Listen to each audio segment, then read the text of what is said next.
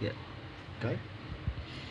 Okay, so to put a new product on the till, the first thing is you log into the back office.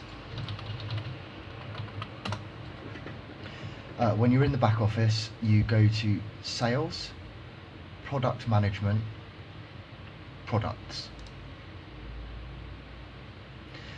When you're in Products, it may look like a blank screen at first, just like this.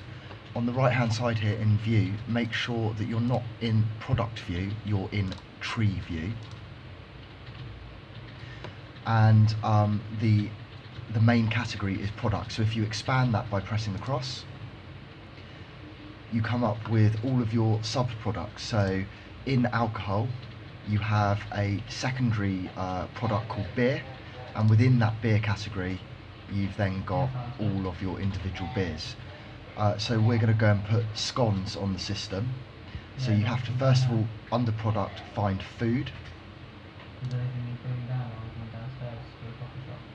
Food. So then you expand that subcategory of products. And then when you're looking at food here, you can see that there's another subcategory for breakfast, so there's breakfast products in there. But we are just creating a product that has no separate category because it's a standalone, called scones. So at the very bottom of food, there's add new, as in add new product, so you click add new. And then you come up with this page, completely empty. So what's it called? Scones and something. Tea and scones. So we will call it tea and scones. It's a funny part of Newman, but you have to copy and paste the name of the product in long name into short name as well, or else it will not work. So you have to replicate. And then the next thing you have to worry about here is parent product. So if you click this drop down box, you've got all sorts of things, so chocolate, confectionery, but obviously tea and scones, in terms of where the product would appear in product reports, should come under the category of food, not crisps, so you select food. But also, from a reporting point of view, you have to add a nominal code to any new product that you create. So you click the box, and then you've got all sorts of nominal codes. So you've got beer, crisps, and again, this affects where it comes in the report. Tea and scones will put under food, so you select the nominal code food. The final thing you have to do on this page is enter a purchase price. Purchase price is another way of saying cost price. If you don't put a cost price in, compared with your selling price, you don't have your margin, so you don't know how much your business is making, so you've got to put a purchase price in. For the sake of this, we'll say it's £5 at the moment. So literally, you don't have to put any pound symbols in, just the number 5 would do for 5, or 550, you could just literally put 5.5, and then you create it.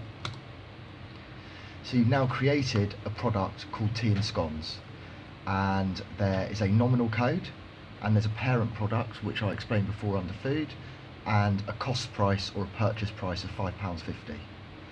But you don't have a selling price.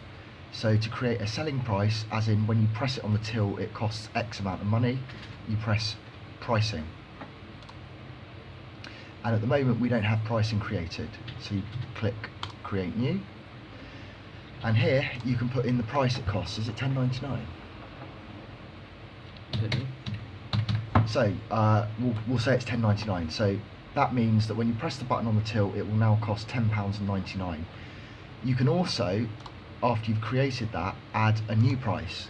And the reason you may want to add a new price, you may want to have it cost 500 loyalty points. The way you would do that is add the number of loyalty points that you want it to cost, and you change the currency from British pounds to loyalty points, and press create.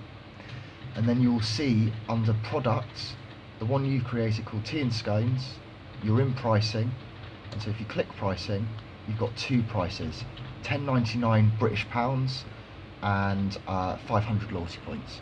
So you've now created the product, but you've got to get it onto the till. So the next thing you do is to put it onto the POS, the point of sale. You go admin, POS management, POS layout. And this comes up with two separate tills here. Can you see this one called coffee shop? Ignore it, it doesn't mean anything. And the reason you can double check that is it's not associated with all the tills in the building. The till system called food and drink is attached to every till in the building, so that's how you know it's this one that you need to use. And you actually go into this design by pressing the magnifying glass. And you come into the main food and drink layout and you click on panels. And in panels, if you imagine the POS, you've got the yellow buttons on the right hand side. They're the constants, the categories: red wine, food, ice cream. So these are the yellow buttons, each category. And tea and scones, I think, should go in food. So you want to go into food, which contains these products at the moment, by pressing the magnifying glass. And then when you're in the main, you actually want to go into buttons, so click button. And then this is literally what you see on the POS. So you've got the yellow constant categories here, and if you clicked on the yellow button food on the till, you would come up with these options. These are where you can put buttons. So you can put a maximum of 3 in a row, and you can put a maximum of 1, 2, 3, 4, 5, 6, 7 down. Obviously all of these are taken, but this one's free. So you would click on it,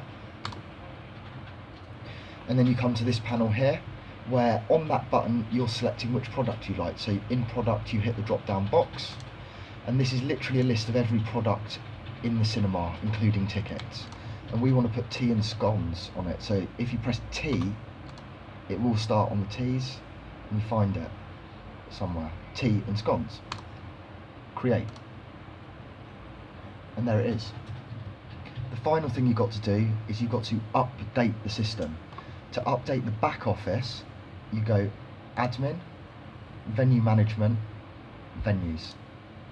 And you come to this page here and you click on, imagine this ticketing system was for lots of cinemas, you'd have all your cinemas down here, but we've just got one. So you click on the Regal. And on the right hand side here, you can update everything. At this point, even though we have just done a product, so you update products, also update users and update shows. It doesn't make much sense, but you have to update all three. So now you've updated the back office, but you've got to do one final thing, which is get it onto the POS, the till. So you open up Newman. Only duty managers will be able to do this bit. You log in.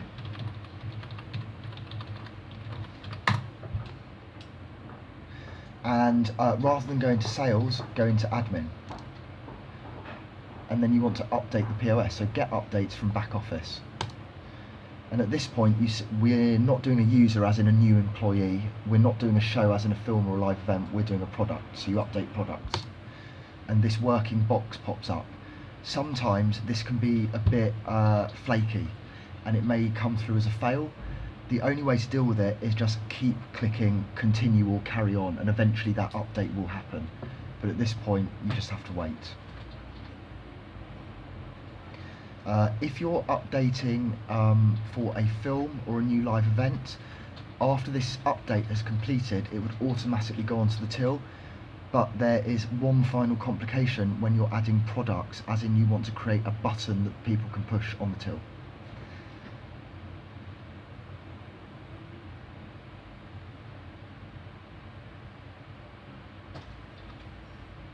It's going to be a bit of a boring bit. Okay, so our update from the back office onto the POS is now complete. Cinema server database update complete. As I say, if it goes wrong or it fails, you just have to continue trying until it works. So if you go into sales now, and if you remember when we created tea and scones, it's in food and drink, and you've got the constants here, and we put it in the subcategory food. And it's there. But occasionally it will not be on other tills. The way you create it on another till, as in if we walk down to the box office right now, tea and scones would not be there. It's really simple. On every till in the cinema, when you're updating products, as in creating a button, you have to close Newman by pressing the cross and reopening it, and it will then be there. And then the final thing, which is very, very important, is you've got to check no one's made any silly mistakes by literally clicking on the product. In our shopping basket, tea and scones, £10.99, done.